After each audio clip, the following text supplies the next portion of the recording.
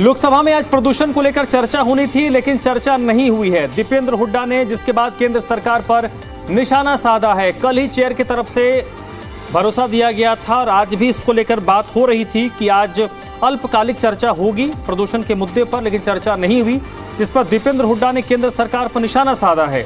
दीपेंद्र ने कहा कि प्रदूषण पर वो डिबेट नहीं चाहते थे। दिल्ली हरियाणा की जनता परेशान है, देश के लोगों की समस्या से सरकार का कोई सरोकार ही नहीं है।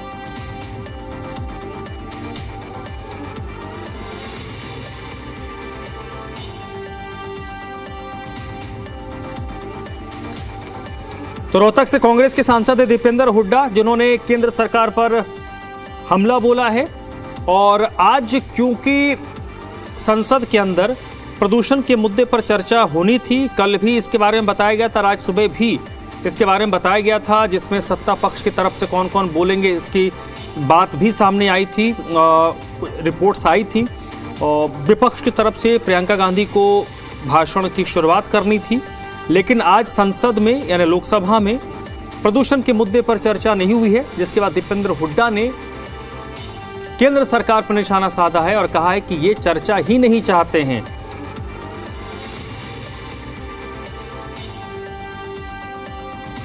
सरकार ने पूरे दिन के लिए एडजर्न किया, सरकार भाग गई। वायु प्रदूषण पे दुर्भाग्य की बात है कि सरकार ने कोई डिस्कशन नहीं कराया पूरे सेशन में। दिल्ली की जनता, हरियाणा की जनता, एनसीआर की जनता त्रस्त है, एक चिल्ला रही है, और ये संसद के अंदर बीजेपी चिल्ला रहे हैं। लोगों की समस्याओं से इनका कोई सरोकार नहीं है। सवाल हम पूछना चाहते हैं कि हम देश के लोगों की समस्याओं को लेकर अगर देश की संसद में ना जाएं तो क्या हम अमेरिका के सेनेट में जाएं? यहाँ की समस्या तो यहीं पे लेके जाएंगे। हमने मांग करी थी, लेकिन उन्होंने उस मांग को स्वीकार नहीं किया। आज देशवासी इसलिए इनसे नाराज हैं।